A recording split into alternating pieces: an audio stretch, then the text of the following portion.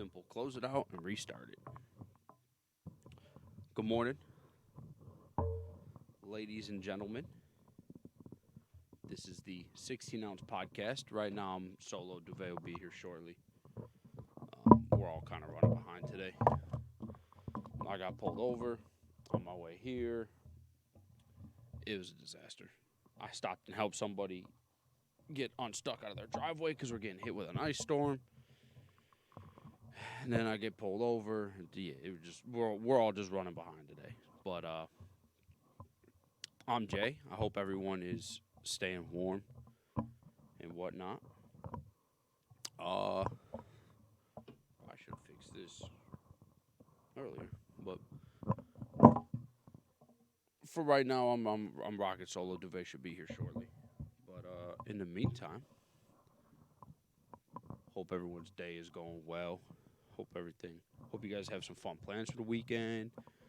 I'm sure we'll get into it, but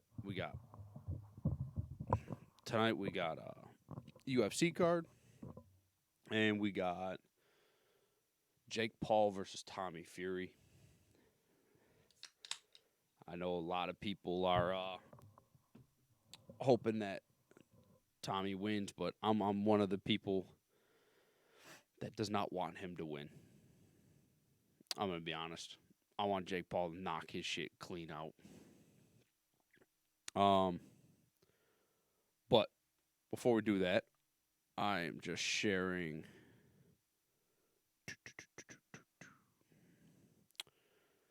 the podcast real quick. But in the meantime, we are brought to you by GHU Game Station. These guys are still out here rocking parties in the middle of winter. There's ice storm. I think they just had the trailer out yesterday. It was like freezing. It's been cold here in New York the last couple days.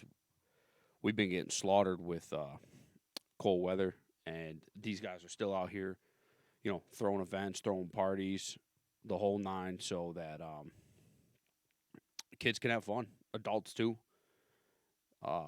And this is like the perfect time. It's always a perfect time for it, but right now, like it's snowing out, and then it's warm, so mud's getting tracked through the house. You got 10, 15 kids running throughout the house, and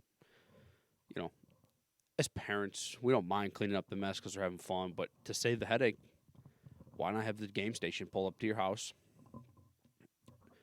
They set everything up and open up the door, and then the kids go in and play all the games they got in there. PlayStation, Xbox, NES. They got literally everything. Thousands of games, and plus you help support local community. I've known BJ for a few years, and I'll tell you what, man, he's one. Him and Praz are two of the most down to earth people, and what they got going on and things they're doing, man, they deserve it all. So make sure to check them out at GameheadsUnited.com to find the GHU prices, or you can check them out on Facebook at GHU Game Station. So yeah, with that being said,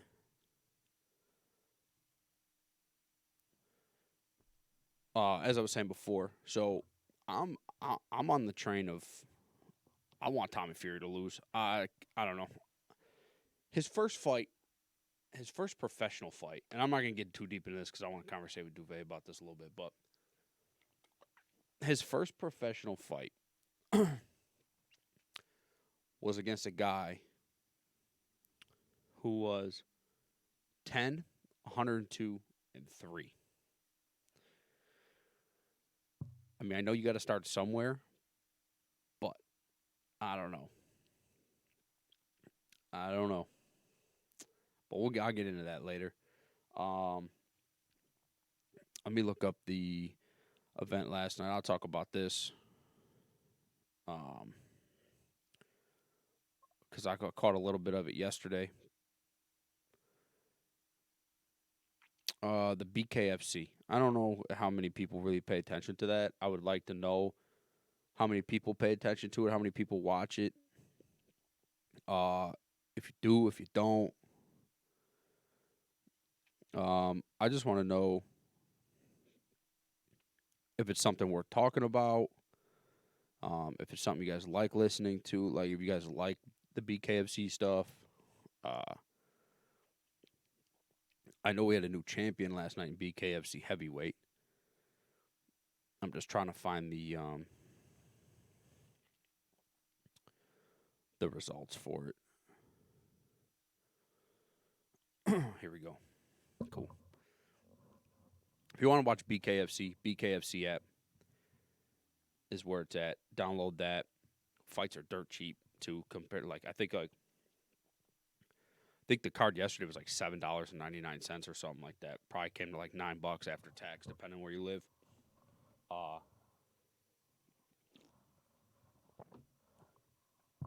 but we all start from the bottom.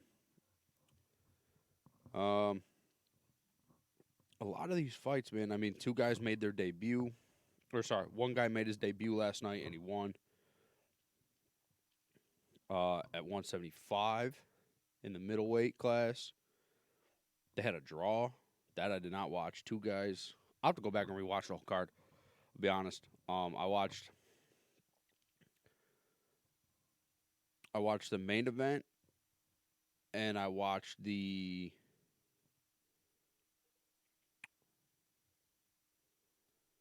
which one did I watch? I watched the main event, not the co-main, but the co-main, and then the one underneath that. But started out with a win. Let's see where.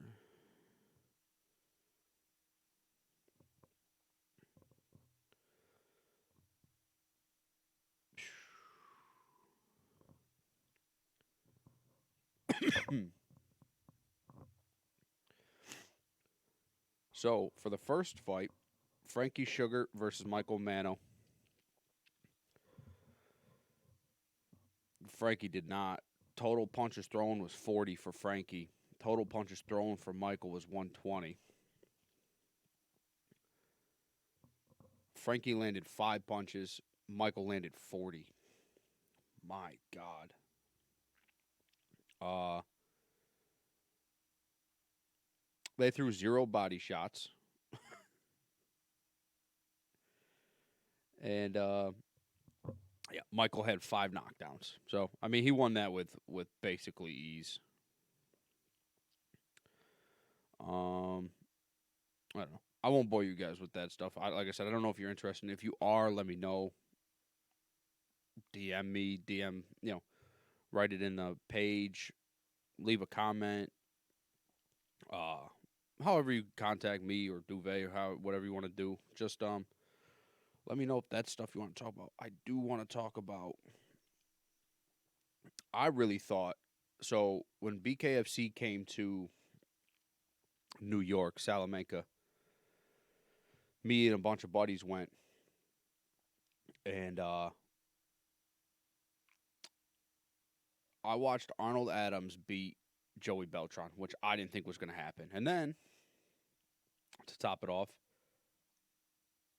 Arnold Adams is a really down to earth dude. So is Joey Beltran. They're both really great people. After the fights, they were the UFC fights were on at the bar in the casino. All the fighters came down. The ref, David Feldman is. I'll tell you what. David Feldman, he is the president of BKFC. He is one of the nicest human beings ever.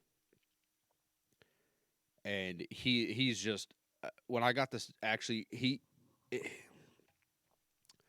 talking to him was a lot of fun because when we got to talk to him,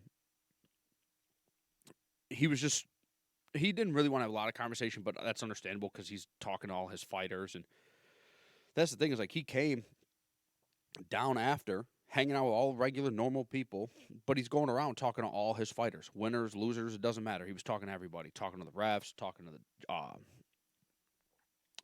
to the judges. He was talking to the commentators. He's talking to everybody. He's just a really cool guy, man. I like David Feldman a lot. And he's just, I mean, if you ever watch the weigh-ins, man, if things go south, or a few months ago, I forget who it was, but two guys got into a fight. They had their scheduled fight. Somebody stepped in the ring, and then they started fighting. And David Feldman came in and literally tackled this motherfucker to the ground and held him on the ground. David Feldman might have a little action in him too. Maybe someday we'll see if we get him to step in there. That'd be a lot of fun. Him versus Dana White. Excuse me. I don't know if they're in the same weight class because Dana's big as shit. Feldman's tall and skinny. But so on to this. Sorry for that whole ramble, but Arnold Adams. Watching him the way he beat Joey Beltran, I think was, I don't want to say dominant fashion, but he looked really good. And the fight was a lot of fun.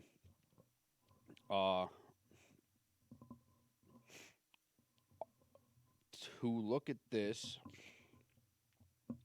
I'm just trying to see the fight results. Or the stats, sorry. Alan Belcher, who won last night, he beat Arnold Adams for the heavyweight title. Threw 96 punches, landed 50 of them. Arnold threw 138, landed 70 of them. Arnold had 3 knockdowns, and Allen had 1. And that was about all she wrote. Alan Belcher. I mean, these heavyweights are nasty in general. But I don't know, man. If you've never watched a BKFC event, I would recommend it on a personal level. I got the hiccups. I enjoy watching it. Some of these guys really show great hiccups. Some of these guys show great boxing skills, man. I don't know if they have enough to be professional boxers. Some of them are. God damn it. I don't know where these hiccups are coming from.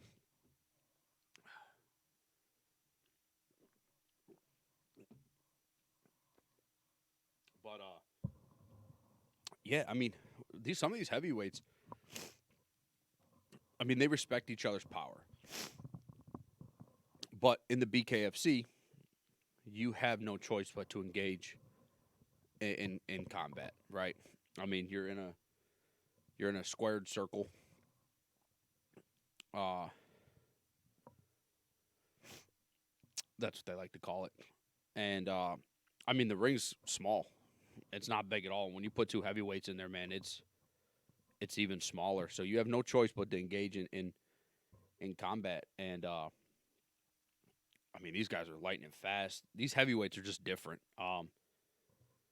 In the BKFC, they're really fun to watch. I mean, all the fights are. The lightweight fight, I did not watch.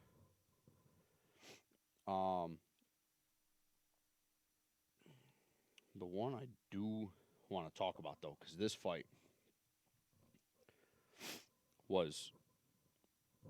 there were a lot of punches thrown in this fight between Joseph Creer and Avery Duke Sensley. Avery threw 219 punches, and Joe threw 168, landed 114, which is pretty damn accurate. And Avery threw 219 and landed 128, which is still pretty damn accurate for throwing 219 punches. But these guys, I mean, they were in the clinch. They were destroying each other's bodies, punch to the head, the whole 9. And it was, for me, that was probably the fight of the night, in my opinion.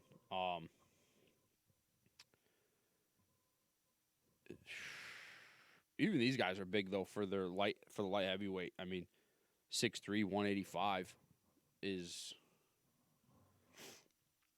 are some big boys. Um,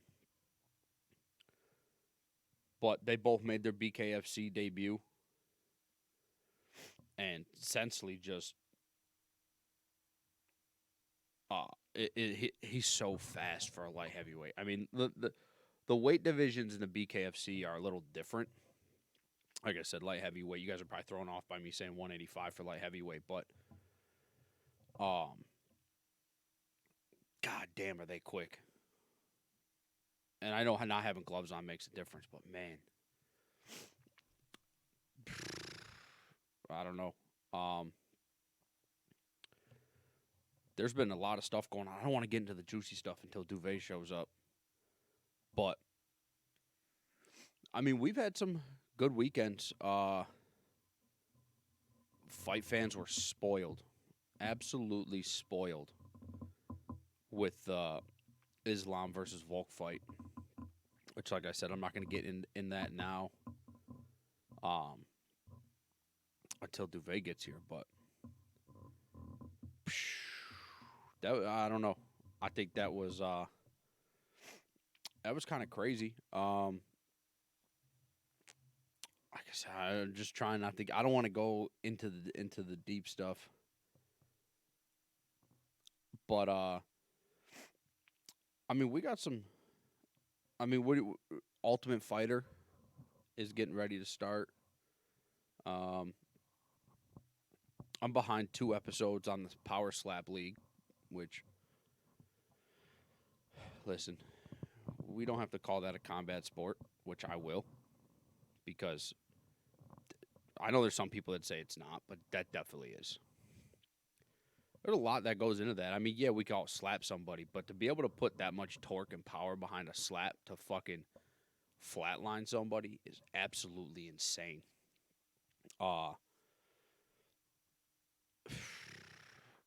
Just, I don't know. I don't know if that's gonna. I mean, it's Dana White, and obviously he can renew as many seasons as he wants. I know the numbers keep dropping every week for that, but I feel like he'll have a season 2. But I don't know. I guess we got to finish seeing how season 1 goes. Let me see if I can find it. How many views does?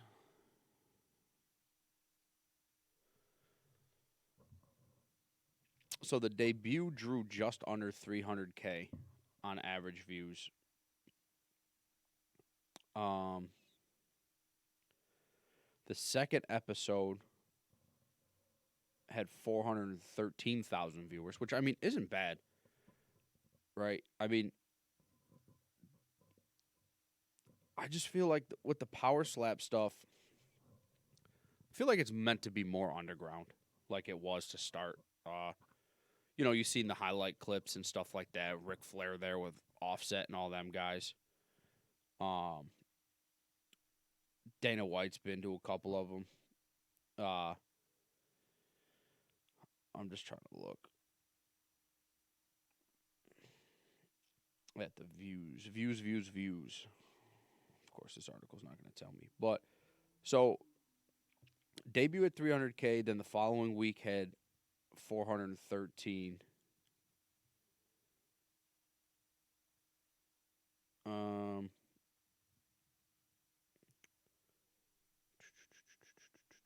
But I think the problem is I'm not big into this stuff, and this is where Duvet could kind of, I'll bring it up later. But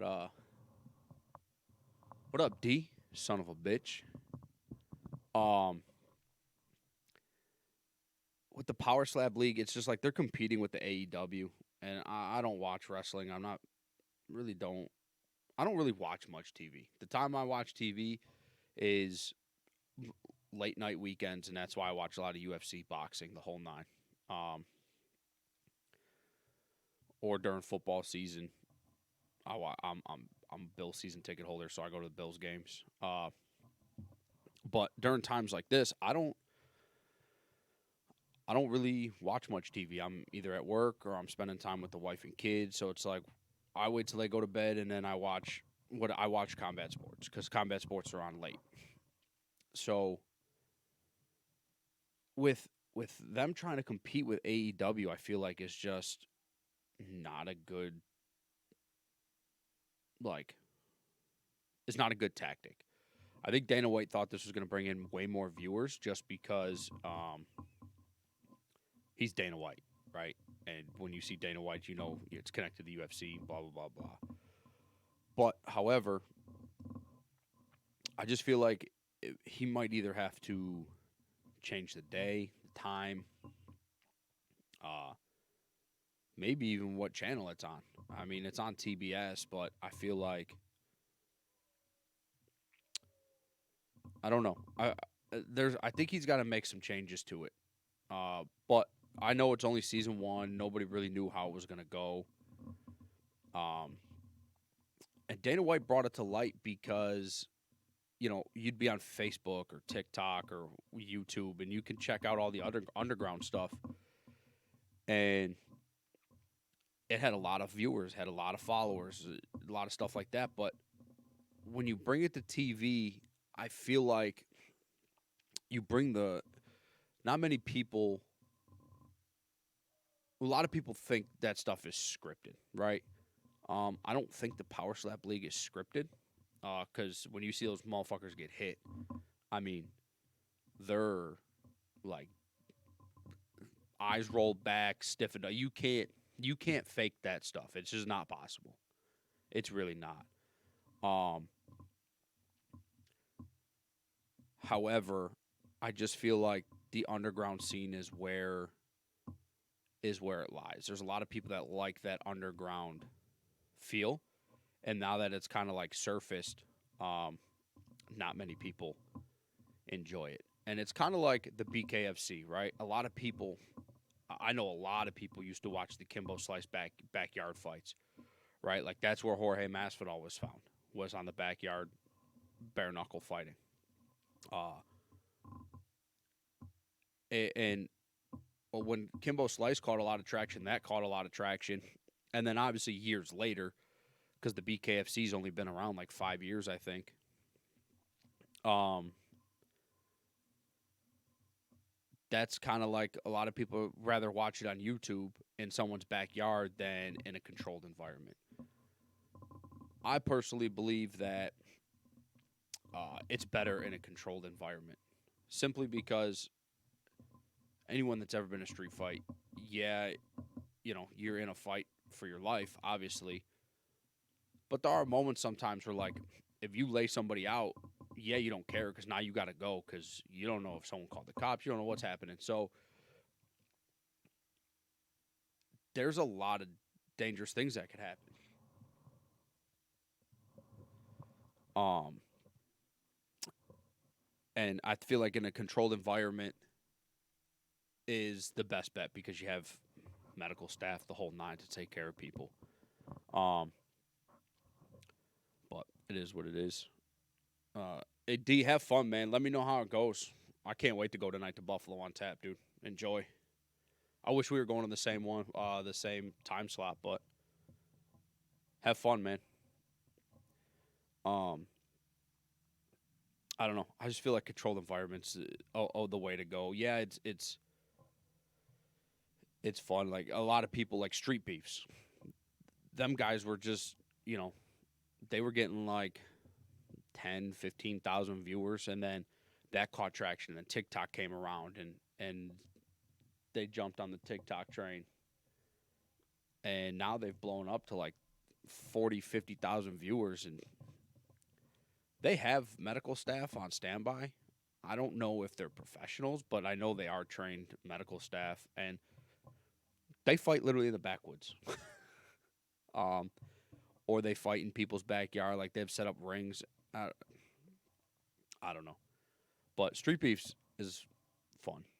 Uh, Simply because you just have people that have beef with each other, or they have their little ranking system with championship belts that they decided to do. I don't know. I enjoy it because it's just funny sometimes, man. There are some people that do know how to fight. They go in there and they just like to fight, and that's what they want to do. A lot of these fighters started, you know, street fighting or underground, whatever you want to, call it. Some of your favorite UFC fighters were like that. So, for them, it's just kind of like it is what it is. And I think street beefs is fun to watch sometimes too because them fucking guys, man, they'll put two people, man. Like if you and some guy had beef and you could get the street beefs, they would let you go into the ring with boxing gloves on, or if you guys wanted MMA rules, they would let you go with MMA gloves on, and you guys could duke it out with refs and shit like that. And this way, nobody gets seriously hurt. You don't clip somebody, kill them, and then next thing you know, you're looking at a fucking life sentence. But I've seen some where there's like two girls duking it out. They like hate each other for whatever reason, and then they go in there and they just start slapping the shit out of each other. And then there's some really good fights, man, where guys actually have some skill, and you'd like to see them take it elsewhere. So, I don't know. Like I said, I think controlled environments are definitely way better for the safety of everybody. But I think some underground stuff is left to be underground, and that might be the Power Slap League. It might be better left untouched. But now, I mean, Dana White's in it, right? He's got his hand in the bucket, and he's either going to make the sport to where those guys will end up getting paid a lot of money, or he's going to ruin the sport. Where those guys will still make the same amount of money. And I feel like some of these guys he's got on here, I mean, yeah, they're all really good, right? They could all probably flatline us with a slap. However, I don't know. I don't know how I feel about the Power Slap League. I watch it, but like I don't know. It's not like every week it comes on. I'm like, oh man, I gotta sit down and watch this. Like I said, I'm behind 2 episodes now. By the time I get down to sitting down to watch it, I'll probably be 3-4 episodes deep that I got to catch up on. It's interesting. I'd rather watch UFC for sure. I'd rather watch boxing. I'd rather watch BKFC. I watch Eagle FC. I watch, Game Bread. I'd rather watch all that stuff. Like I said, it's just simply more entertaining. The Slapbox League, the Power Slap League is just, I don't know. To me, it just seems, I don't know how to put it. To me, it just seems more, I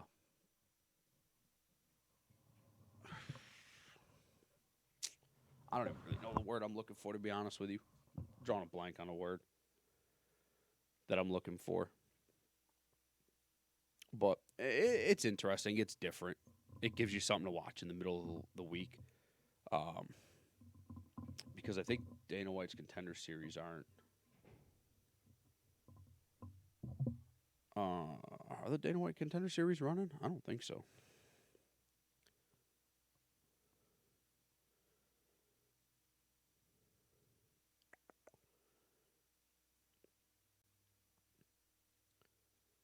No. Yeah, Dana White Contender Series is not running at the moment. So, when does that?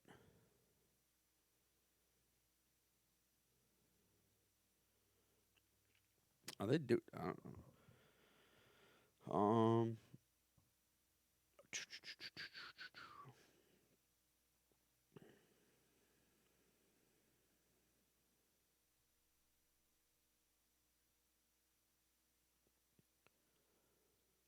Just trying to see. I don't know. I don't know if they're doing a season 7 of the Dana White Contender Series. I haven't heard nothing about it.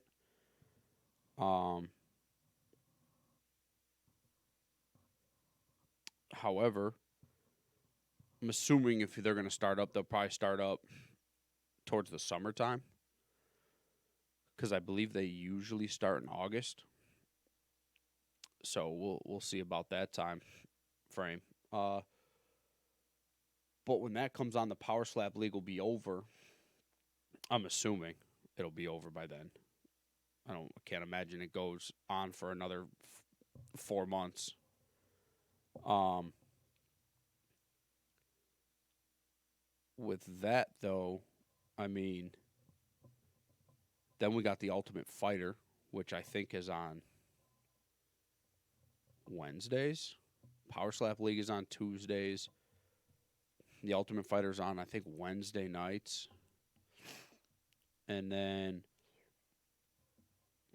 obviously, the UFC and stuff is always on Saturdays. BKFC, they don't. One thing I like about the BKFC, and I know I'm going back to this, but if there's no UFC event on a Saturday, they'll put a fight on Saturday. But if there's events on Saturdays, they put their fights on Friday nights. They're literally not trying to compete with anybody. And that's what I like about them too, is like, they're not here to compete. They're here just to do entertainment. And I think it's working out wonderful for them. They're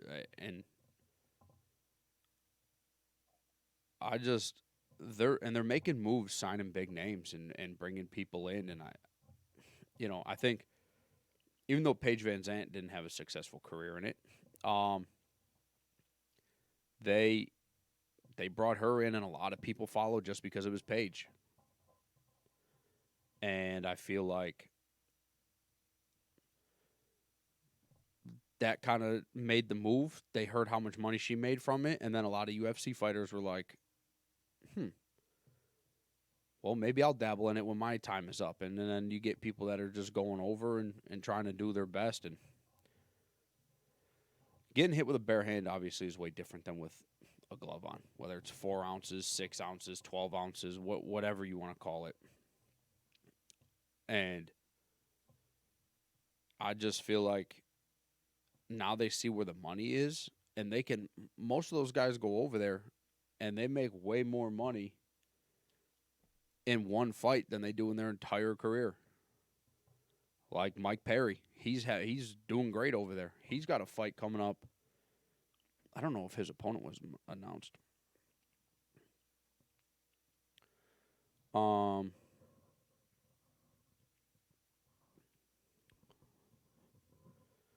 Let's see.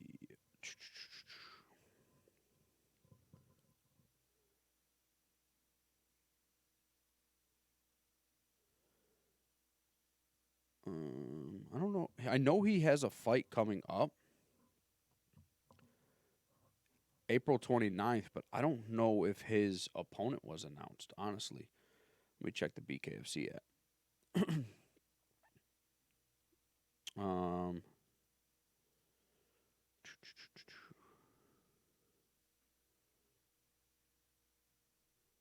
His fight, whoever he's fighting hasn't been announced yet. So, but he's got a fight coming up. Who else did I just see? Chad Mendez has a fight coming up. Ben Rothwell has a fight coming up. They're all on the same card on April 29th in Denver.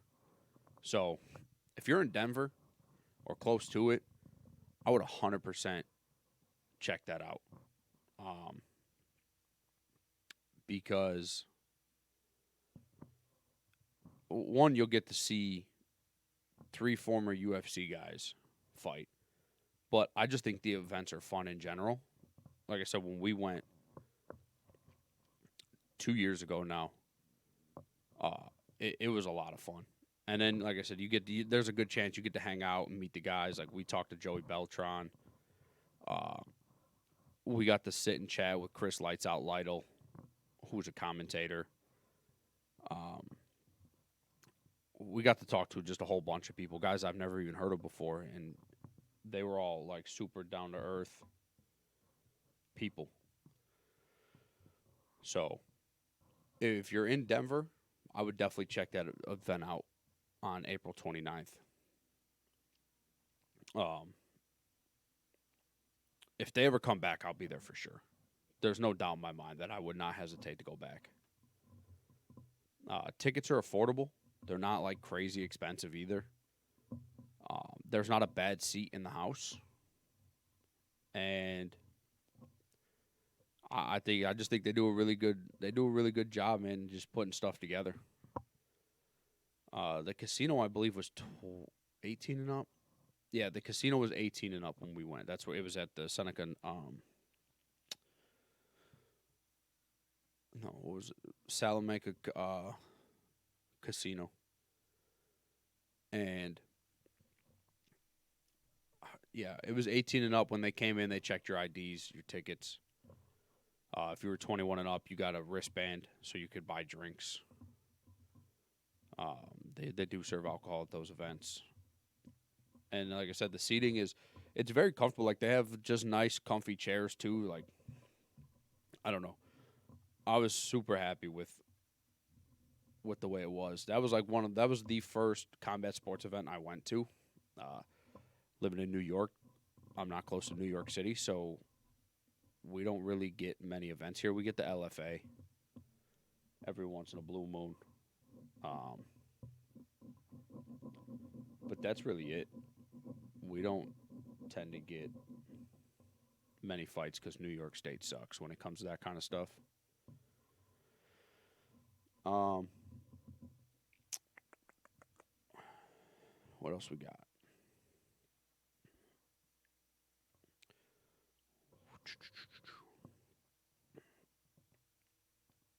Duvet should be here shortly.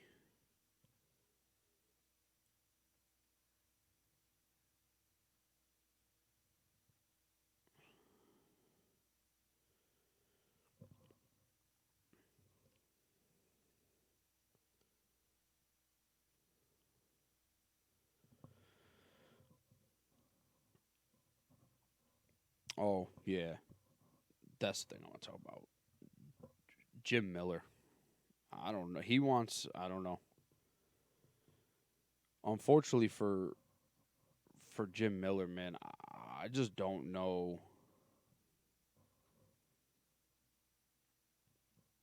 He took that nasty eye injury.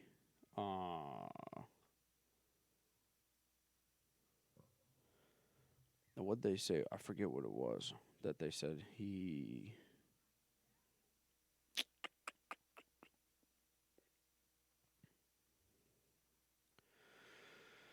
Sorry, I'm just trying to fucking figure it out.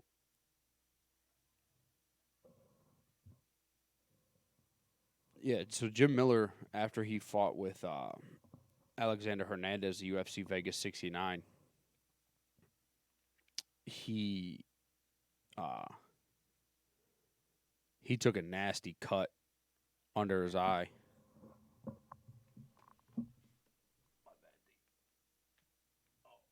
So D, I'll send you the link. Um, but it's 16-ounce podcast dot sell my teas. No, god damn it. Yeah, it's 16-ounce podcast dot sell my teas.com. I'll send you the link.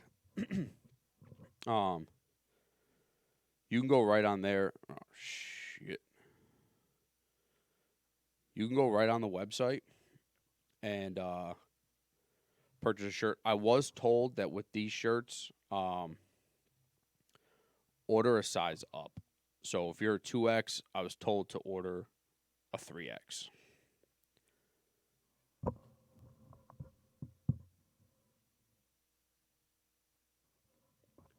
They're order only. I do plan to get some uh in so I can have them. But the problem is I don't have like fucking $300-400 to spend in shirts and just have them laying around so I can have multiple different sizes. Um, However, I did just send you the link, so let me know if you got it. However, I mean, if you want to just give me the money, I can always order it too. But it's right on there. You can look at there's hoodies. There's right now on there. I have t-shirt and a hoodie, and then women's tank top. But if you look through, and there's like if you guys see when you're on there, if you see something like a type of design, like shirt, different type of shirt you want. Like if you don't want just a regular T-shirt or a hoodie, if you want like a long sleeve or something like that, let me know. Or if you want to zip up instead, I can make a zip up hoodie instead. Uh, you just gotta let me know so I can make it and put it on the store. Um, and then I can just right from there I can just give you, you know, if you tell me like if you tell me you want a zip up, I'll put a zip up on there. But I just went with a hoodie and T-shirt because most people only really like hoodies and T-shirts, I guess in a sense. But I had someone that wanted like a woman's tank top, so I made a woman's tank top and put it on there. So there's those three items on there now. So if you want something different, just let me know. If anyone wants anything different, like I said, if you prefer a zip up hoodie or a long sleeve shirt or something of that sense, I can get something put up there and made, and you guys can order that. Um, shirts are still $22. Hoodies are 40. So we're trying to be as low cost as possible when it comes to our clothing stuff. Um, but we'll go into the other ad.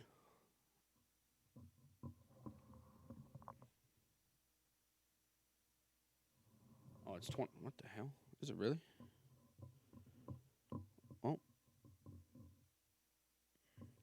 well, yeah, with taxes and shit, it's or shipping. I think it's literally $22. Literally looking at it.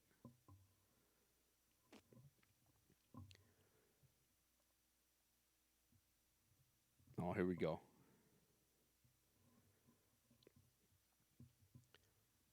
The shirt itself is $22, and then after shipping, oh, does it?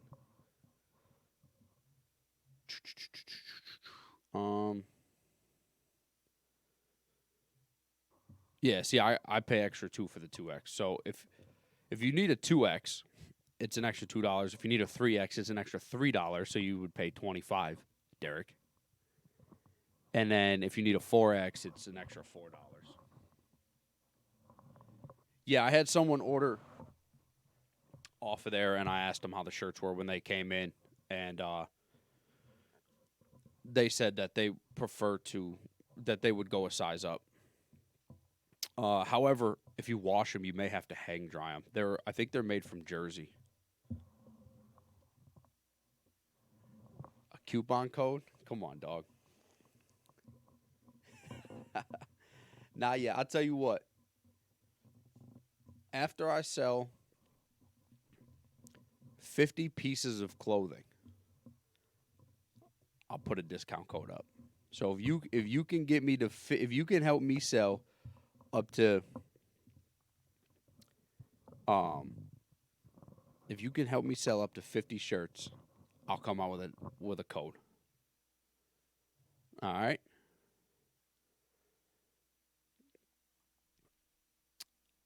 But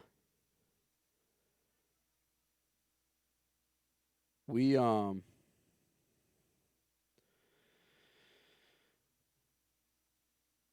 oh yeah, the other sponsor. So we are also sponsored by Trainwreck Fitness, and they John and them boys, man, they'll be up soon, and we'll get a show in with them again. Uh, but they're into the whole boxing side of stuff. Check out their videos. Right now, they're not selling shirts and stuff because I think he said they were in the process of moving and they had to get their equipment back up to where they're moving. But uh, they, they're them guys train their asses off. Him and John and Matt. Um, I'm sure they wouldn't even mind, helping people out either. But if you go check out their videos, I mean, help get them some likes because they're both strong, tough kids. They train their hearts out, man, and they're different. Like I said, when they get their clothing back up, we'll make sure to put that on there. But check Trainwreck Fitness out on Instagram at all capitals Trainwreck underscore fitness with two S's co. Um, Another thing I want to mention is so a few years ago, 2 years ago, almost, um, me and my wife lost our newborn, and that year we did a fundraiser for Children's Hospital uh, to raise money to help families that have to go through the same thing because it's not cheap. Um, we were fortunate enough to have a lot of help from like the funeral home and family and friends and the whole nine. But there's some people that can't get that help.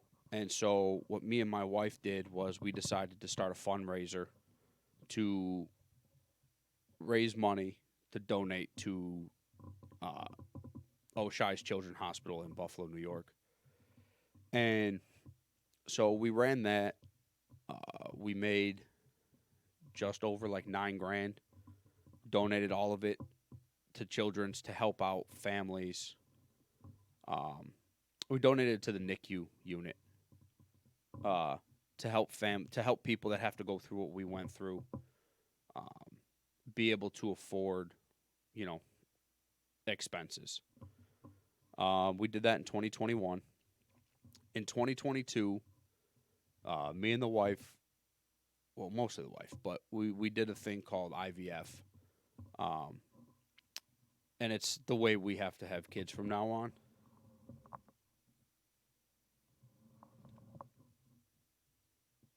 46 more D. But we we were going through IVF because that's the way we have to basically have kids from now on. And so with that going on last year, we didn't do the fundraiser again because that was just a lot. We had to drive 2 hours like once a week and appointments at random times of the day, and we were just busy. It was a busy year last year. And you know, well, not that you guys know, but now like my wife is due in April, and so we decided that after we have this one, we're gonna re-kick the fundraiser back up. So we're still planning a date for the event, a date and time. With that being said, I guess what I'm getting at is you know we're trying to raise as much money as possible because we want to help out as many families as possible. Because when you're grieving and stuff like that, it's just it's hard to worry about money when you're trying to worry about other things. You know, your child that's being taken care of, the whole nine. There's a whole bunch that goes behind it. I'm not going to get crazy into it, but basically, if anyone would like to donate or would like to buy tickets to attend the event, when tickets come available, I'll let you know. But in the meantime, if you want to donate, me and my wife both have Cash App and Venmos, and all that money will directly go right to the bank account we have set up for the fundraiser. And all that money at the end, once we're done, once the event's all over, we'll roll all that money at one time. We'll write them one big donation check, and that's basically it. So we yeah. So for that, if you want to look at it, I'll share it later. But there's a page called Liliana's Walk for Hope. That is where we will be posting everything. That's where all the updates, all the information, everything will be there. The first one we had was a lot of success. And we're hoping to do the same thing because I don't feel like I have to help people, but I feel like after going through it, man, and knowing what it entails, And the times we're in, I just feel we feel like it's a good time to bring it back and go back into helping families. So if you would like to drop a donation for that, my Cash App is the money sign, the letter J, and then Rusinko, Russinko. Uh, my Venmo is the same thing, but it's the @ sign, and then it's just the letter J, Rusinko, Russinko.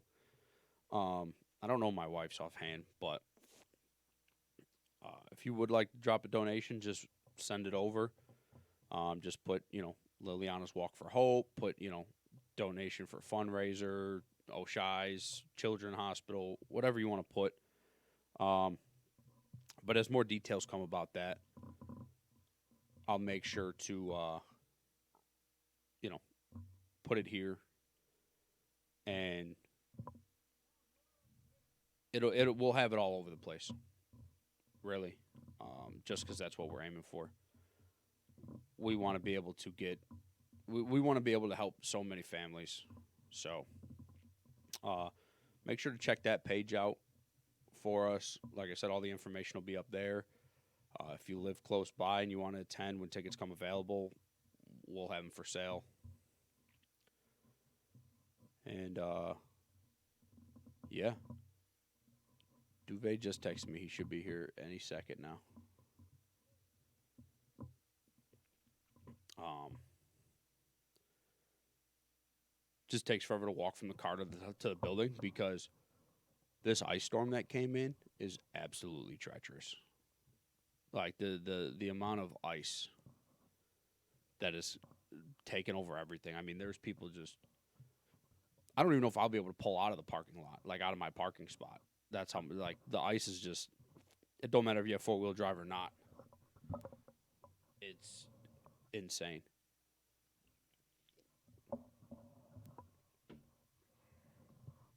But yeah. So I hope everyone. I know like the storm came through a lot of places, like the Midwest. Or, I don't know if it came through the Midwest, but it came like through the North. It's just been miserable. Everything's covered in 3 inches of ice, slippery as hell out. You can't even break through the ice when you're walking.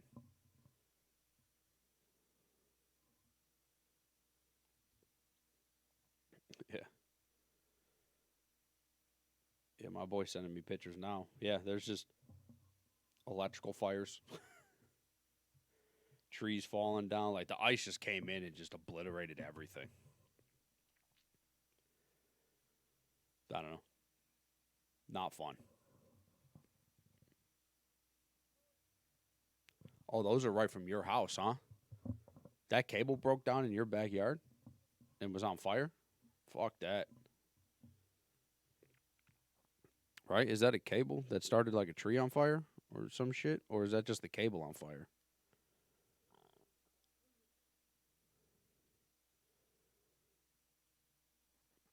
That's wicked, dude.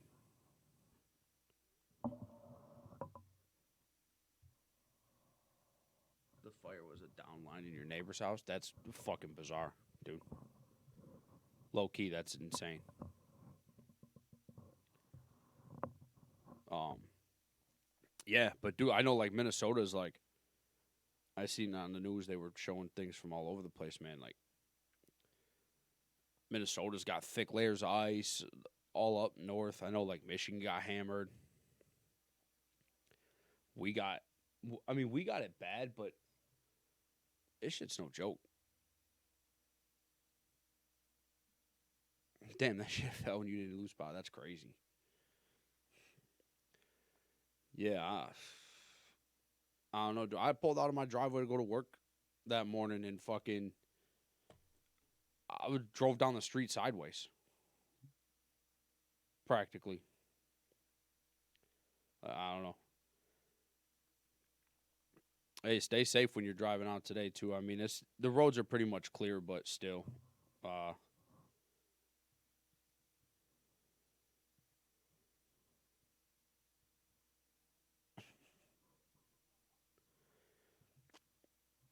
I don't mean to laugh at this, but I just talking about the ice storm. Uh, Praz Johnny, the one of the owners of GHU, he just posted on Facebook that he ended up slipping and falling faster than DMX last night, and his wings and celery went everywhere, and this motherfucker's got a body print in the snow. Oh man, Praz, if you're listening, I hope you're all right, man, because that shit looks painful. Oh my god, that's awful. That just seems absolutely miserable. I'm trying to see D's comment. Tree branch fell in his yard, knocked the line down, and lit it.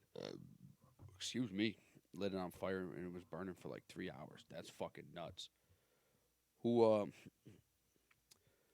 I'm assuming the fire department came and put that bitch out, right? Or did you guys have it under control?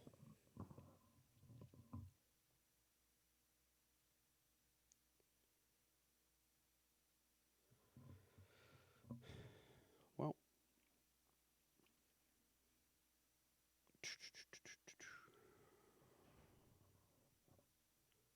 all right. Well, let's see what we got going on here.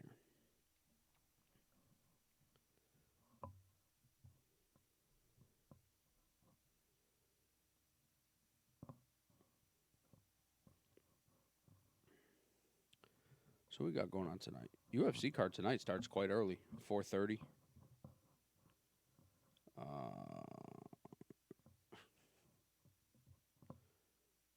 It's not a bad card. It's actually I looked at it, but I didn't like fully look at it. It's all right. It's not terrible. Um, Krylov versus Span is going to be a fun fight to watch. Jordan Levitz is on the prelim card versus Victor Martinez. I think Jordan Levitt got exposed when he fought um, Patty, personally. But who am I? I'm also not sold on him to begin with. But I don't know. I'll start going through UFC 284. And we'll start with Alonzo Menafield versus Jimmy Crute.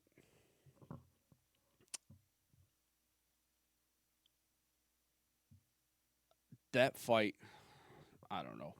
It was just, I don't know how I feel about Alonzo getting a point taken away right off the rip. Um, I understand he grabbed the cage and it stopped some things, but how many times do we see that guys grab the cage and the ref gives them, even on like an important part of the fight, guys go to get taken down and they get, they get ready to get picked up and then they grab the cage and then the ref stops it, gives them a warning, and then resets them. Uh, the ref just immediately took a point away, yet the whole time Jimmy Crute's punching him in the back of the head. And there was no warning. Nothing was ever said to him. But every time Alonzo did something, there was a warning or whatever, and then immediately gets a point taken away. I think is the most ridiculous shit in the world. And that caused that to end in a draw because Alonzo was winning that fight.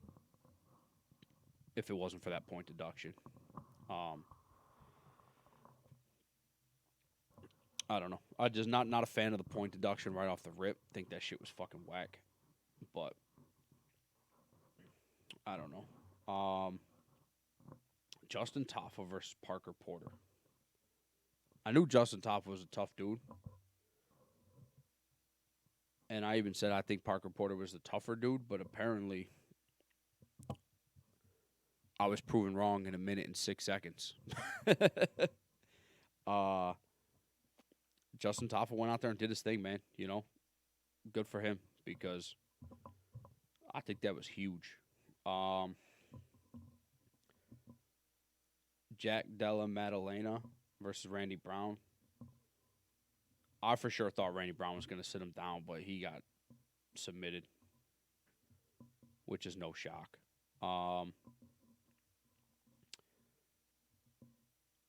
I thought Yair was going to knock out Josh Emmett. I didn't think he was going to submit him. But, Yair did his thing. Uh, as long as Volk doesn't come back down to claim his title, until Yair has to face Max, I think Yair is holding on to that title. I think he's like the third best fighter in the featherweight division. My personal opinion, I think it goes Volk, Max, Yair. So, I mean, we'll see how that goes. And then obviously the main event, Islam versus Volk. And oh man, do I think Volk won that fight. Without a doubt in my mind, I think Volk won that. Fuck the takedowns. You look at, we can go ahead and say, oh, takedowns and control time, sure, but go back and look at the Jan O'Malley fight. Damage trumps all.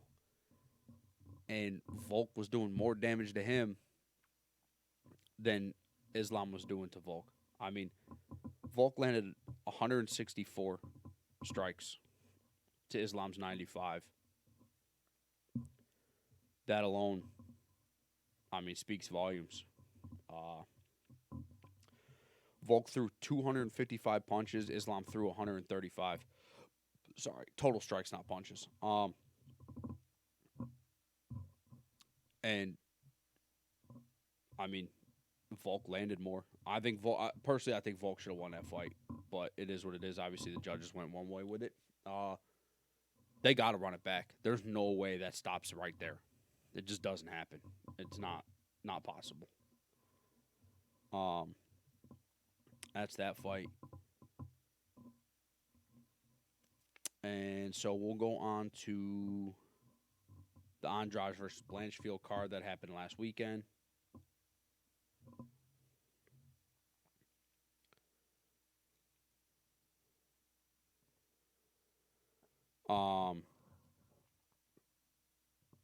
I'm just gonna go through the main. Jim Miller lost a decision, got his eye split open, and now he's dealing with an eye injury. So I don't know when he'll be back. Marcin Pracino versus William Knight.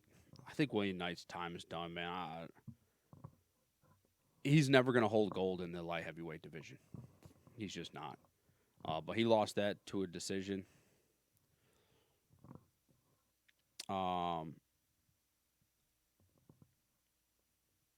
Josh Parisian and Jamal Pogs went to a decision. Every fight went to a decision except on the main event. I think on the whole card almost. No, there were a couple other ones. What up, dude? What are you stuck in a parking lot? I would sit right there. I didn't move the camera to that seat, so unless you don't want to be on camera. And then Aaron Blanchfield is just top notch. Which one are you talking about? All right, now I'm just going up on Andrade versus Blanchfield last weekend. Cool. I think it was last weekend.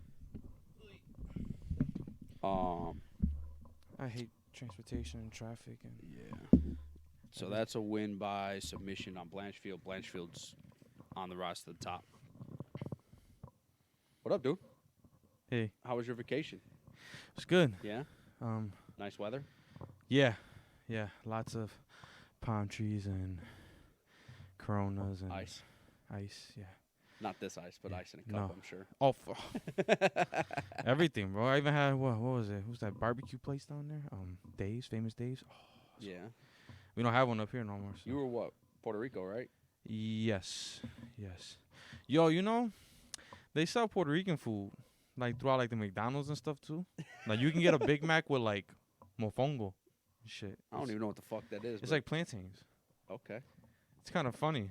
Like you can get rice at a McDonald's down there. I'm telling y'all, bro, serious. That's why our fast food restaurant sucks. I at least said, "Can I get a number one in Spanish?" Obviously, and they were like, "Oh, tu quieres arroz con gandules?" I'm like, "Rice with beans?" I mean, sure. And they give me like a little container. I'm like, "Oh man, that's crazy." Hey, fuck it, right? But what did you recap so far? I know I missed a lot. Just 284 Andrade, and then I'm going on to tonight's card. Okay. Tonight is Krylov versus Span. okay. UFC 284. That was Volk and Yeah, Islam. Islam. That was a great fight. I like that fight. We need that back. You want that back? I That knew you. was- I knew you would want that back. That was bullshit. I know you'd want that. You thought you won. Definitely won. Yeah. Yeah. And then everyone's saying control time and takedowns. Jan O'Malley. Doesn't matter. I'm going to use that fight. Anytime someone says control and takedowns, I'm going straight to O'Malley versus Jan. Yeah. What I'm doing. Yeah. I mean, Volk was teeing him up just as much. So Even when Islam was on his back, yeah. Volk was still punching over the top of his head, hitting the motherfucker. No, yeah, it was nuts. I didn't expect. I mean, I don't know. I didn't really expect that to happen like that. To be honest with you, you know, tonight's Paul versus Fury. Yeah. I'm watching it. You are? Yeah. I want to watch Tommy Fury get knocked the fuck out. Honestly, bro. I hate that motherfucker with a passion. Tommy. Yeah. Yeah. Motherfucker talks all that shit for being 8-0, and his opponents are combined for 24, 176, and 5. So you fought taxi drivers. His Tommy Fury's debut fight was against a guy who's 10, 102, and 3. Wow. This is in Saudi Arabia, right? I think so. Yes, yeah. it is. I gotta check the time on that. I'm just saying. I think that's fucking. That's your debut opponent. So sad. Motherfucker's got 115 fights or whatever. Yeah, 115 fights under his belt, What a sad guy. and he's got 102 losses. I can't accept No, that. hell no. I cannot accept that. Yeah, nah, that was. And he won by points. Didn't even knock the dude out. I'm sorry. I can't take that as serious. Nah, I'm good. Yeah. I mean, it was a good fight, though. I appreciate that. Jake Paul 6-0 is more impressive than Tommy Fury's fucking 8-0. Yeah. I mean, And I'll die on that hill. to his credit, he said everybody's gonna give him credit for this, though. You know that, right? I don't care.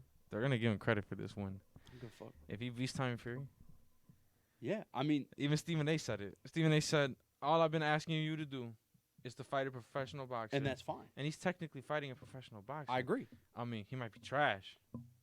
He's a professional boxer. He's a professional boxer. Because even, I mean, and like I said, I don't really respect the 8-0 because he's fought fucking nobodies. Yeah. I know. I at think least- his last fight was against somebody who was like 1-0 or some shit like that. Like, that should have been your debut fight. Yeah. I mean, at least you know Jake. Like Jake has been in there where at least some. Yeah, I mean, Professional Anderson boxer. Silva was his toughest he was- test, yeah, and I he- still think after tonight's going to be his toughest test. Yeah. But Like shit, man. yeah, Yeah, I'm gonna take this off. I might talk with the mic in my hand. not straight. But nah, dude, I just feel like, yeah, because everyone even said like, oh, if Jake fights any professional boxer, he will lose.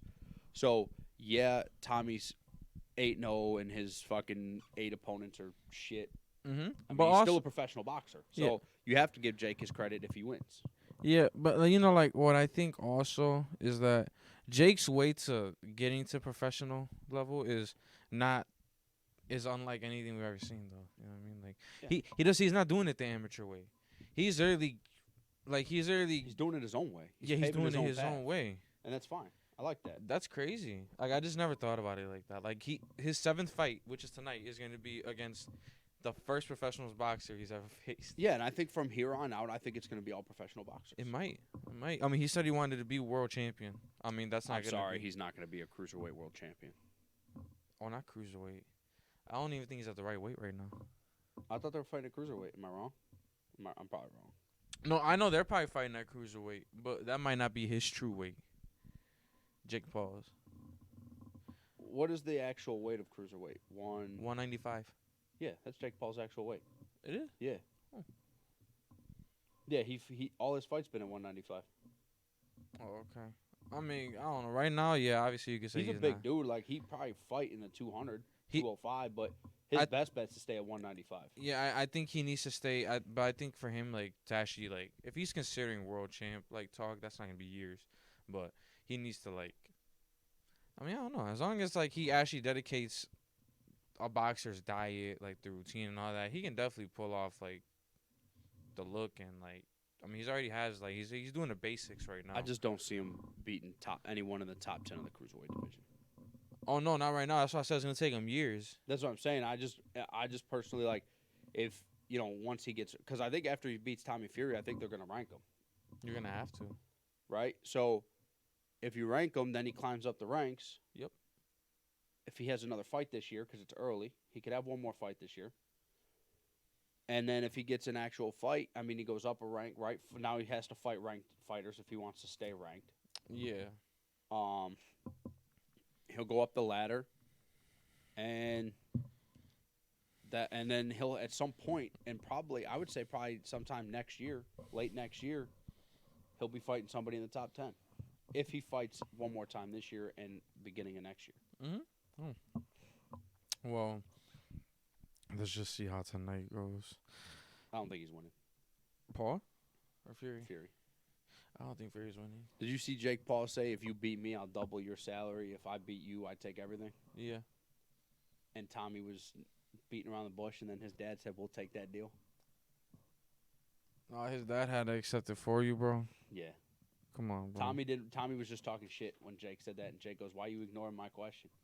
Answer it. He does Like, that all the give me an time. answer. He And does then- that all the time. And then his dad, Tommy's dad would literally be like, yeah, we'll take that deal. And Tommy, like, his facial expression was like, oh, fuck. Bro, you ain't see the first take segment?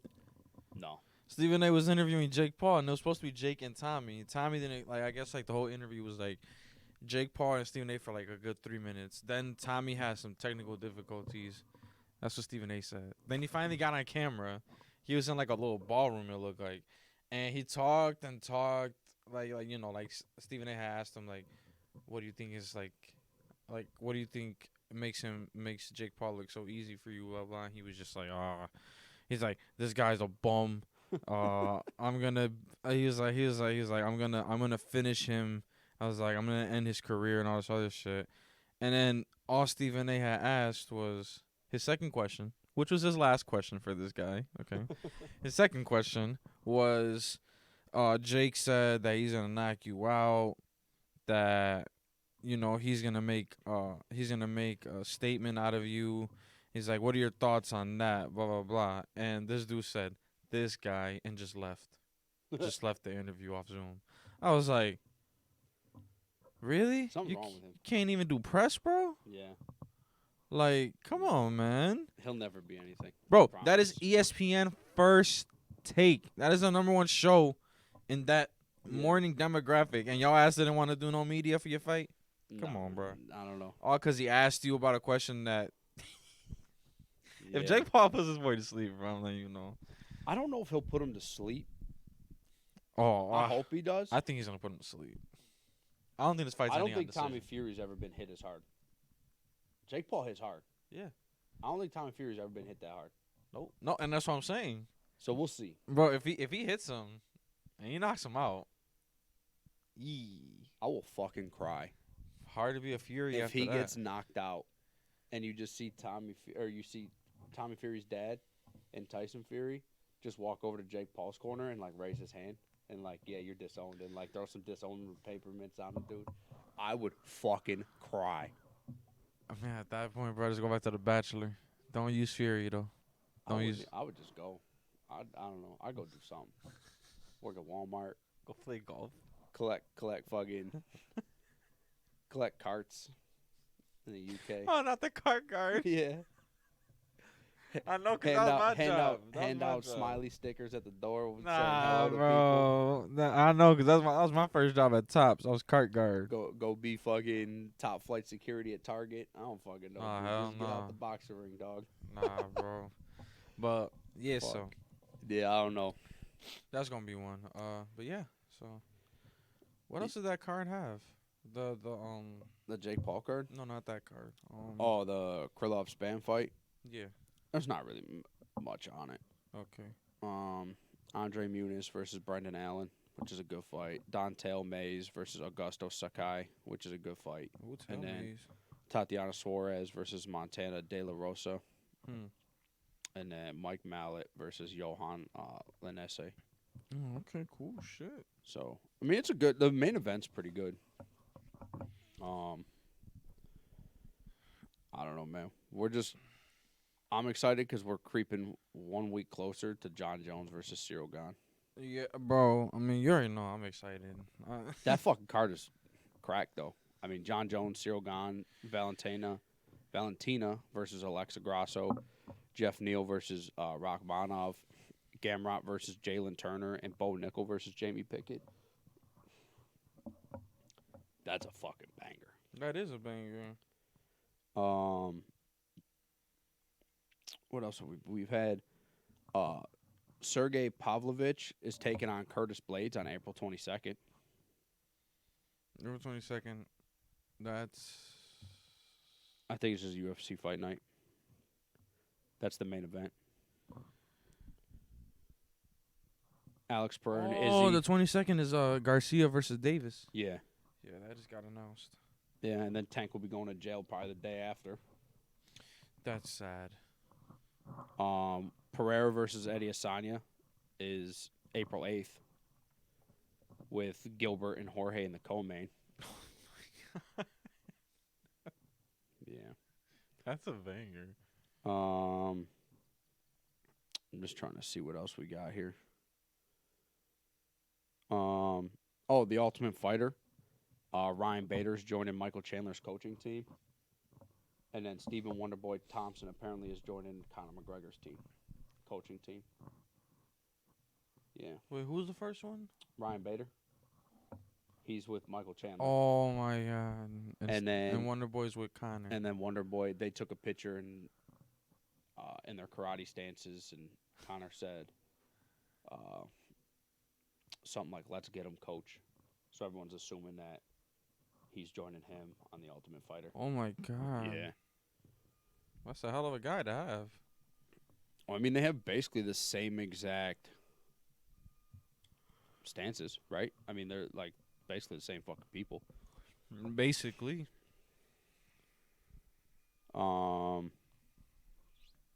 Chris Barnett's fighting Chase Sherman at UFC 287 as well. Oh, Chris Barnett. Yeah, that's the big That's dude the that does boy. front flips, That's my guy. I want to see Chris Barnett. All right. Well, did I take a picture of this shit the other day? Oh, yeah. All right. This is something I want to talk about for a second. Oh yeah. Nah, this is just something I seen on Twitter. I was scrolling through Twitter and seen this shit. Oh man, Twitter. So, Chris Curtis, Okay. one, he's upset because he got bounced. He was the last fight on the main event on one of the cards coming up. But he was bounced. He was, and those the last two fights are usually always bounced around. The only fights that are usually set are obviously the main event, the co-main are usually always set in stone Yeah. unless something happens. Yep. And then like the co-main is usually set. So like those top three fights are usually set in stone. The last two are always usually interchangeable up until about like Friday at the latest of the day, like before the fight. Chris Curtis was supposed to be the last fight on the main event. He got bounced out for Raul Rosas Jr. Now, Chris Curtis is upset about it. He said that Understandable. he said that how did I get bounced off the main card for a child? That's fine. Call the kid a child all you want. He beat a grown ass man. No, but for me, it's like I just knew what he was gonna say. Oh, that's all people are gonna do when they don't like something. But however, and this isn't even what I want to get to. What I really seen on Twitter, but this was part like on there too. I just want to say Chris Curtis is a hell of a fighter, and I like Chris Curtis. But at this point, even though Raul Rosas only has one fight in the UFC, he's going to draw more people than Chris Curtis. Yeah. It's just because of who he is. And how young he is. Like, everyone that's going to watch him, this kid's making history. Yeah. Right? I think he's the youngest fighter ever to win A fight. a fight in the UFC. Yep. Or even in, like, professional history. That could be true. So I'd have to double check on that. And then on top of that, you got. So I agree. I think Raw Rose should be on the main card, and that's fine. People can say whatever. Bo Nickel doesn't even have a fucking UFC fight yet, and he's on the main card. So I don't want to hear fucking shit. Right. Raw Roses, I think, deserves that spot. He came in. Everyone underestimated. Oh, he's only 18. He can't hang with men. Came in there and choked the fuck out of him. Yeah, he about to graduate in a couple months too. Yeah, that's what I'm saying. Like, That'd be a hell of a way to graduate. yeah, Your senior year involves you having 2 big UFC wins. yeah, that's what I'm saying. So like, there's that, and then what I seen was, and this here is Sean Strickland at its finest. Oh my God, not Sean, bro. Is Sean here? So Chris Curtis Sean enters the chat. tweeted, Sean literally punched me first both times, but I'm the bad guy. All onlookers will confirm that this is fake news and Strickland is entirely at fault. So apparently they got into a fist fight. And Sean goes, and this is the most Sean Strickland thing ever. I'm just waiting. A big angry black man rips off his gloves and runs up to me telling me I'm a piece of shit, and I punch him in self-defense. Tell me, Kurt, were you just trying to have a civil discussion? The only time he's ever gave me a black eye, by the way. Well then.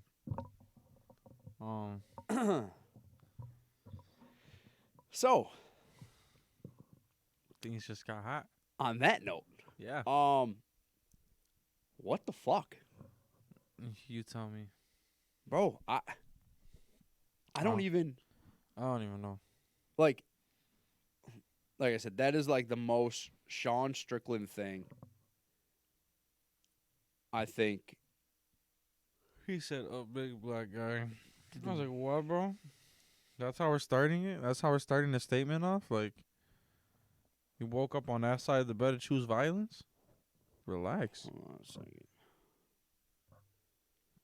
I'm just saying I'm that trying was to find- wild." Okay, yeah. So, Sean, and this is like from like just a couple days ago. Oh, really? Yeah. Wow. I'm just trying to figure it all out. Chris Curtis posted a video, said, so throwback to an amateur fight where I fought at heavyweight on 2 hours' notice, made a guy shit his brand new white shorts.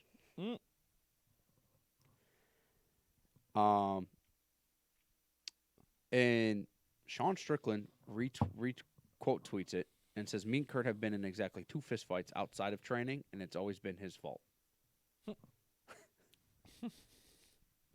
And then that's when Chris Curtis said Sean literally punched me first both times. They did that. And then someone said, you physically defended yourself from verbal abuse. Oh, poor you. I mean, which is true. Yeah. Right? No. And then Sean Strickland says, oh, lectured about being a pussy by a mask-wearing beta male. Oh. You would be the expert on being a pussy. Oh. Listen here, guys. We got Dr. Bitch telling us when it's okay to hit a man. And then, basically 24 hours ago, he tweets, Chris Curtis got a little salty for being bumped from the main card for a kid whose last fight was against Jay Perrin. And then it has !can. I don't know what the fuck that means. Yeah. Kid couldn't fight his way out of a paper bag, so I get it. We all do. But, man, I'd fight Kelvin on an undercard tomorrow. Laugh my ass off. Easy paycheck. Dead.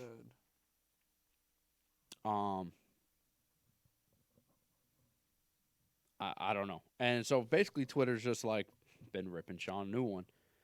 And then someone said, you know, Chris has never run a business and doesn't understand that the kid brings in more money than him. Don't know how that's so hard to figure out. And Sean Strickland goes, that I agree with. Look at Sage Northcutt. Kid was the next superstar. Then they just burnt him out. And then he goes on to talking shit, drops the whole Chris Curtis thing, and then goes on talking shit about Kelvin Gastelum.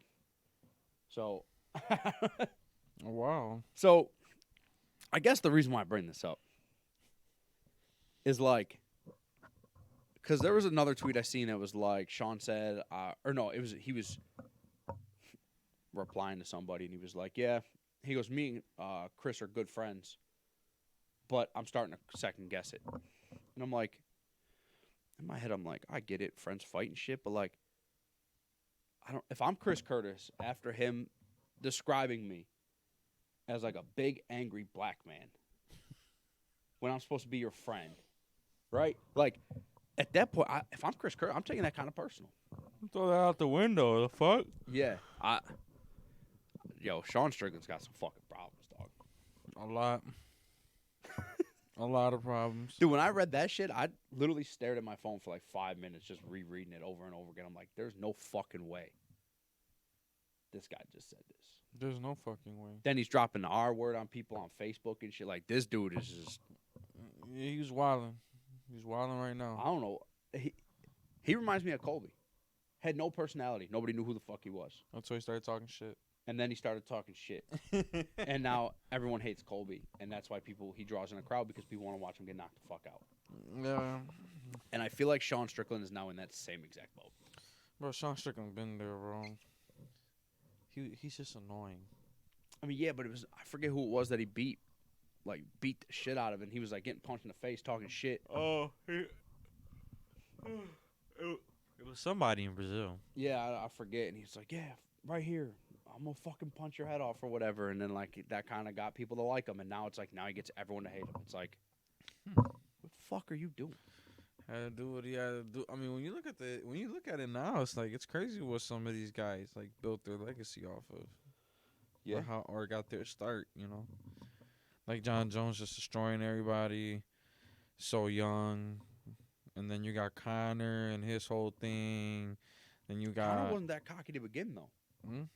Connor wasn't that cocky to begin with. No, but he was brash. No. That's just the Ireland people. Yeah, That's but the he Irish. did it well though. That's the Irish. Hey people. Dana, Yeah. 50 G's, baby. That was my guy, bro. That shit was funny so. But I don't know, man. Yeah, I don't know. I don't know. There's some just I don't know, man. I just feel like some of these people just need their fucking Twitter handle taken away. Yeah. I know this is probably off topic. I was watching something like over the weekend about Joe Rogan. Yeah. Like a couple I saw like a podcast that they were talking about. I guess the guy who trains Kamaru Usman. Mhm. Bro, I didn't know this guy's knees was that bad. Who? Kamaru Usman. Yeah. Like his knees are Shot. absolutely horrendous. Yeah. The man has to walk. He walks downstairs backwards. Mhm. Yeah. What the fuck? Yeah. That is insane. Well, same thing with Francis. His knees are so blown out. That's why he went and got the surgery done. Oh my god. Yeah. Derek Lewis. How do Same- they do same this? boat. Why do you think Derek Lewis has that awkward stance? His knees are blown out. Damn. Yeah, dude, a lot of these fighters, man, they don't get surgery till afterwards. Francis is the only one that went and got it in the middle of his career and dipped out. That's facts though. But, like, which, speaking of Francis, him versus Bronner? Francis versus Adrian Bronner? That's what it's looking like. Please. Bronner's been calling him out. Well, Adrian Broner's gonna die, bro. And he said Bronner said, he goes, I'm a free agent now. I'm sick of people telling me how to run my career. I'm gonna do it on my own. And Francis quote tweeted it and said, good for you. Not word for word, like I don't know what word for word, but he's like, good for you. I'll see you soon, champ. And had like a boxing glove with like the wind blowing. And then like a pen and paper. Oh, he's gonna get scraped. He's gonna get absolutely like And demolished. And then the other thing is Just due to size and power. let me see. I'm trying to finish. I'm telling you, bro. That's horrible. And then Deontay Wilder wants to do a 2-fight deal with Francis. One in the boxing ring and one in the octagon. Yeah. I mean, that'd be the closest thing we got to like Mike Tyson being in the UFC game. Yeah. But that's what he said. He goes, I'm down to sign a 2-fight deal. Yeah. Wilder need to fight Andy Ruiz first. He stopped doing that I shit. don't know. There might be more money. the Yeah. other way. But But it's looking like Usyk and Fury's about to pop off. I hope. Tired of this man ducking, man. Who, Usyk? Yeah, he's always ducking. No, he's not ducking. You know who's ducking. You know exactly who's ducking. My man's trying to keep those belts warm. But I know, like, I know it's at risk of collapsing or whatever, and Fury and fucking Wilder want to run it back again. It's like, Bro, don't nobody want to see Fury versus Wilder 5 or 4 or whatever the 6, 7. Who fucking knows at this Who point? who fucking knows at this point? Before you know it, we'll be in the fucking Roman numerals because it's gonna be like fight 186. I don't need that shit. Fury just needs to fight Usyk. Wilder needs to fight Ruiz. You really want to watch your boy lose, huh? Huh? You really want to watch Usyk lose to Fury, huh? He's not gonna lose. Are you sure? One positive. You mean when Fury's got his hand on his fucking head, pushing him back like your older brother used to do to you, or whatever? He used to just palm the top of his head, and then Fury's just punching him in the side of the head because he can't reach him. You ain't gonna be able to do that. Just fucking He's too slow. doing one of these. He's too slow. He's too slow for Usyk. No shot. Yeah, he has no shot. All Fury has to do is stand in the corner, and when Usyk comes into him, he just fucking What? Do his little fake ass head movement? yeah. Usyk can't even reach his head. Huh? He doesn't need to. You just need to hit that blubber that you call a body. Hey, dude, dad bod in full effect, dude. That's prime athletic shape. I'm just letting you know, he gonna put work in on that body. Motherfucker gonna be doing crunches by round 9. I'm letting you know. Be getting up like the Undertaker. Yeah, he did that before. But Yeah, ain't nobody ever seen that shit. yeah, no, that was wild. I'm gonna say it. That was funny as hell. I'm sorry. That Like, had to be it's the just so, most dramatic boxing get up I've ever seen in my It was life. so immediate. Like he was just, Yeah. and then I'm like, bro, for all that, So dramatic. I was like, bro, for all that, you might as well. Just I Paul will say Pierce. though, him and Wilder have put on probably some of the best fights we've seen in a long time. Yeah, that third fight was actually that was the one for me Yeah, I just don't know. because we actually saw an improved Wilder. Yeah. And it looked pretty good. But I think Wilder's at his cap. It's too I don't think he can get better. no, because all the shit that he's learning now, he should have learned first. Yeah, I think in that third fight was the best Wilder we've ever seen in any fight. Yeah, because he actually had a jab, some Yeah. head movement. Well, the Like, problem is, he can't move that fucking Yeah, he can't move his cannonball on head. his head. Yeah, He's got no head movement, and that's what makes me think like if he fought he just does this. Francis, He just does Yeah. this all the time. Like he thinks he's doing something. yeah, and all it's gonna take is Francis throw one of them nasty ass uppercuts, and he's gonna send that motherfucker up and over the ropes. So into the shadow realm. Yeah, So, but yeah, wow. Sorry, I got yo guys.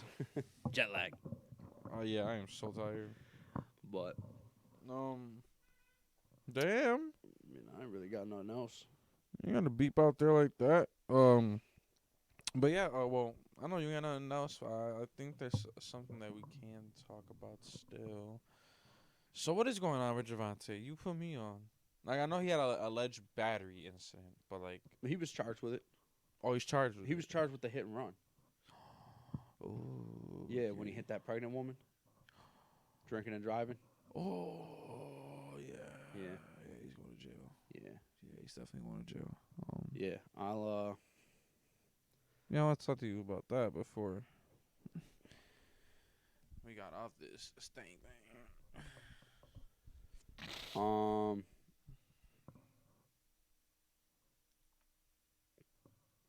Hold on.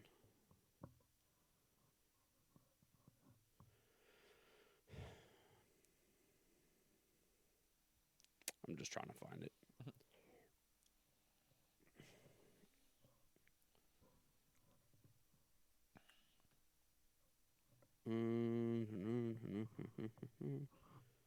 Yeah, he pled guilty to charges for a hit and run in Baltimore. The crash injured a pregnant woman and 3 other people. He pled guilty to 4 counts. From that, leaving the scene of an accident involving bodily injury, failing to notify of property damage, driving with a revoked license, and running a red light. So sorry, it wasn't drinking and driving. It was driving with a revoked license and running a red light. Oh my god. He was supposed to stand trial, but waived the right to do so. His sentencing is scheduled for May 5th. So he's literally gonna have his fight with Tank. His career's probably done. That's where he retires. Or Tank has his fight with Ryan. And if he does jail time, that's probably it. That's probably his retirement. He goes out on a fight with Ryan. He's charged on all four. Yeah, he pled guilty. Yeah. Which means he might. He said he didn't take the plea deal. Well, who knows? I don't know. But even still, listen. If he goes away for 2 years, maybe he'll come back. Who knows? Yeah, I don't think he's gonna go away for too long. I'm sorry, just because of. I hate Money. being that guy, but Yeah. people who got money really don't really see a lot of bars behind. But yeah, as long as it wasn't. Once you said drinking and driving, I was like, oh, life. Yeah, no, it wasn't that. But driving with a revoked license, running a red light. Yeah. I don't know what Maryland's laws are, though, on pregnant women. Yeah, that might be it. Because even though he was charged with that, like, they could still, because she was carrying another human, they could always slap Attempted murder. you injured this person, so here's, well, no, he already pled guilty to 4 charges, so none of them are attempted murder, but they could just be like, oh, you didn't even think twice about a pregnant lady, so we're going to hit you with the max, which I think might be like 7 years, but. Yeah, like right now I'm just trying to see, like, all I see is just like he punched a parking lot attendant. Bro, like, what's going on with this guy, bro? I don't know. I don't know if was that recently. I don't think it was recently, was it? I don't know when that was. What The hitting the parking lot attendant. it looks like it was yesterday or some shit. Was it really? Yeah. Yeah, I don't know. Oh, right here. Oh, you said it. Gervonta Davis and Ryan Garcia with trade blows in Las Vegas delayed, and 13 days before the former goes to prison. So, Mhm. you're right. Yeah, he's definitely going to jail. Oh, for sure. But for how much time, I'm not sure. That's rough. And he's from New York, right? He's from Baltimore. Is he from Baltimore? Yeah. Okay. So, I mean, he'll be in his hometown at least, where people are gonna know him. Where like if he gets locked up in New York for what he did to Rolly, people might want to retaliate. why, bro? The only people that gonna have to retaliate or get retaliated on is Rolly. I said it, like, I fucked with Rolly. He was talking shit. And Yeah, he had to back it up for a minute. he did. He went out there, he was doing his thing, and then he got fucking Steamrolled. Yep, slumped. Which is exactly what's gonna happen in this next fight. No, against Ryan? Yeah. I don't believe so. I'm sorry. That's fine. It's okay. We're just gonna have to see. We're gonna sit there and see the results, bro. Let me ask you this: what does Tank have to lose now? He's going to prison. What the fuck does he care? Okay. He's gonna go out there and say, "Fuck this." Just know you're getting your ass beat because I have nothing to lose. Okay, My career's over. But same thing for Ryan, though. You don't think Ryan's thinking the same thing? I'm But fighting a guy. But Ryan's got a whole fucking. Yeah, that's what I'm saying. But he can always make a comeback. No, he can't. Yes, he can. Jay. He can make a comeback. Jay, he can't, though. Because he said he doesn't want to do this forever. Boxing isn't going to be something that obviously, Ryan Garcia doesn't look like he's going to be a lifetime boxer. No. He's just not. But he can still make a comeback. I mean, I guess, but, bro, like, see how you said, like, Gervonta has nothing to lose? Ryan Garcia, there's also a point why he might be dangerous too, bruh. If the man loses to a prime Gervonta Davis, who's going to jail, who won't even be able to build off this win, and you just have to sit there with the L, that's a little bit hard to swallow. So I think he's money gonna on his commissary, Ryan. If you lose, I don't know, man. I Nah, mean, I don't know. I think Tank's just gonna go out with a chip on his shoulder with all this shit going on and just fucking take everything out on Ryan, and that's gonna be it. you could say that, but like at the same time, I don't know, bro. It just we gotta see what type of what this type of pressure does to somebody like him. Tank's just so laid back. I think he knows it's coming. He just doesn't care. I know, but like, you would think, cause even in his last Showtime thing with the other Garcia, Hector Garcia, Yeah. they did like the whole all access thing, Yeah. and he was talking about in there like I gotta just stay away from trouble, keep my head clear and stuff, and bruh, ever since then. A hit and run that led to 4 charges. You plead guilty, and you punched a parking lot attendant. Yeah. He doesn't care. I don't know. What more trouble can you get in?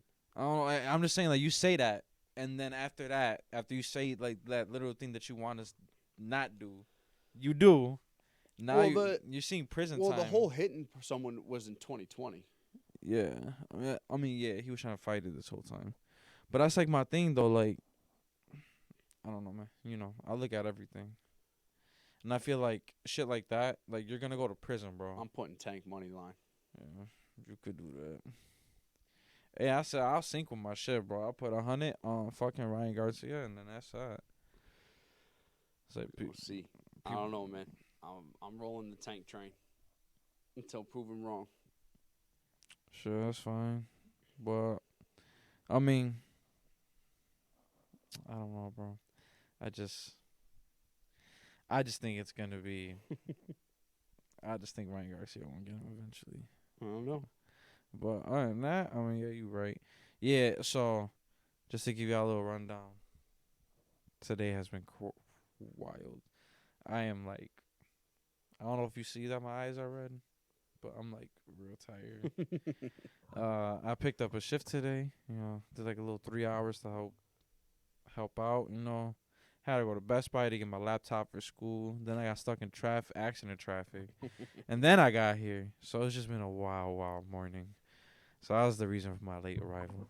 But other than that, I was still happy to talk some of that. I just wanted to talk UFC 284 for sure because I didn't want to miss that. So you think they're gonna run that back? Yeah. Okay. All right. Cool. Cause wait, I just saw that Oliveira was getting ready to fight somebody. Yeah. Benel Dariush. Dariush. Yeah. Yeah, Dariush. What do you think about that before we leave? What do you think about that one? That was what I wanted to ask you about. Because I saw it. This is literally, this fight here is like the UFC's prize fight. Word. Because Oliveira's always an underdog, and the UFC hates him.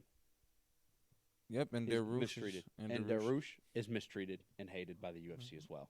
But people like him. However, the UFC is going to be happy no matter who loses. But they'll be way more excited if Oliveira loses.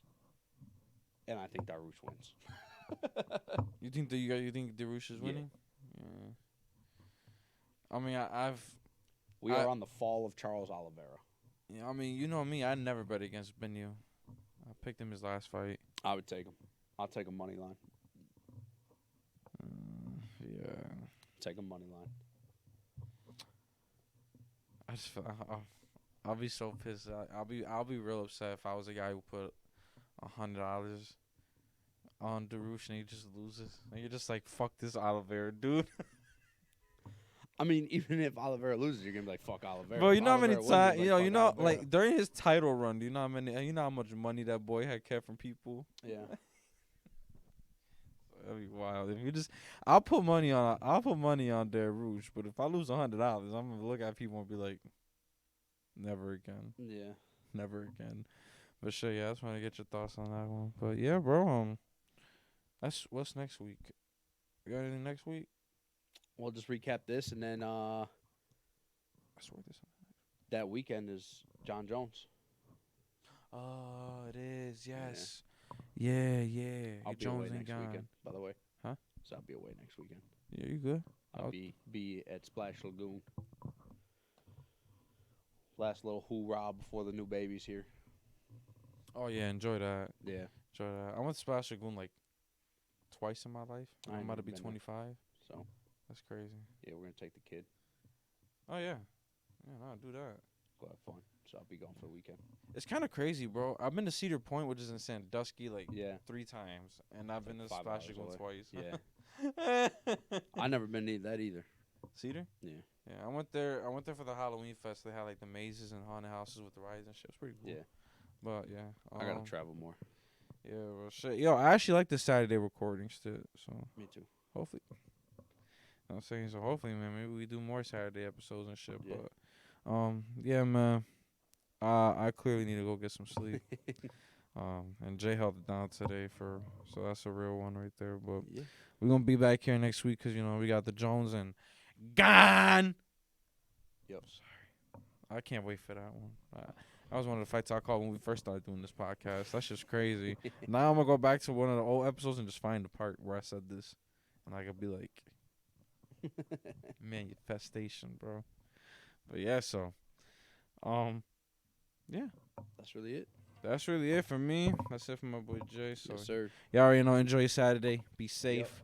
Don't get in no trouble. Yep. Be And cautious of the ice. fuck yeah. Fuck yeah. If you live up here, yeah. So this is Duvet signing off. And Jay, later.